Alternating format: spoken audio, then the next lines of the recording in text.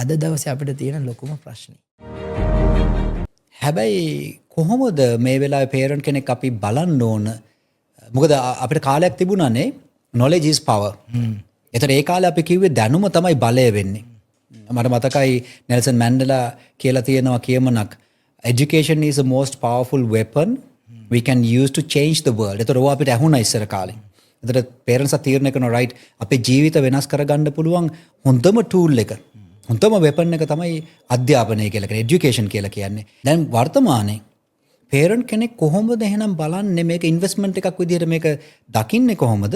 මේ ඉන්වෙස්ට්මන්ට් එකෙන් දැන් අපි හිතනවා නම් අපි දකිනවා නම් මේ ෆුල් මැක්සිමම් රිටර්න් එක ගන්නෙ නැහැ කියලා මොනවද අපි කන්සිඩර් කරන්න ඕන ෆැක්ටර්ස් මේ මැක්සිමම් රිටර්න් එකක් ගන්න? ඔව්. ඇත්තටම knowledge was the power.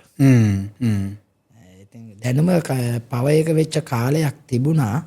අපි දැන් ලෝකෙ වෙනස් වෙන වෙනස්කම් එක්ක ලෝකෙ සෑහෙන වෙනස් තැනකට ගමන් කරමින් ඉන්නේ. එතකොට අධ්‍යාපනය පාවිච්චි කරන්න ඕනේ ඒ වෙනස්කම් වලට ඇඩප්ට් වෙන්න පුළුවන් විදිහේ මිනිස්සෙක් නිර්මාණය කිරීම උදෙසා. එතකොට අපි තාමත් අර යල්පැන ගිය දැනුම මත විතරක්ම බේස් වෙනවා නම් ඔර ලෝකෙට ඕනේ කරන ඇඩප්ටබිලිටි එක තියෙන මිනිස්සෙක් නිර්මාණය කරගන්න බැරුව යනවා. ඒ නිසා මේ වෙලාවේ knowledge එකට අමතරව අපි මේ අධ්‍යාපනයට ඉන්වෙස්ට් කරද්දී බලන්න ඕනේ හොඳම කාරණයක් තමයි මේක ඇතුළේ ස්කිල් එක ඩෙවලොප් වෙන්න.